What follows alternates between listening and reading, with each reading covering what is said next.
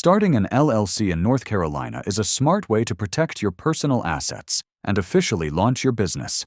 In this video, I'll walk you through the exact steps to get it done. First, you'll need to choose a name for your LLC. The name must be unique and not already in use by another business in the state. You can run a quick search on the North Carolina Secretary of State's website. Don't forget, the name has to include LLC or Limited Liability Company at the end.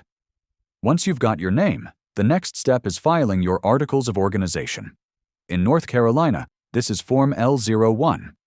You can file online or by mail through the Secretary of State. The filing fee is typically $125, and once approved, your LLC is officially created. After that, it's a good idea to draft an operating agreement. While North Carolina doesn't legally require one, it helps outline how your LLC will be run and prevents misunderstandings between members.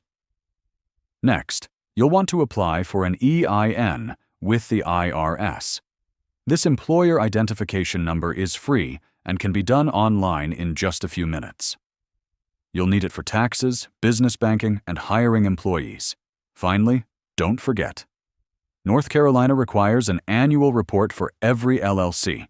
The fee is $200 if you file online and $202 if you mail it in. And that's it.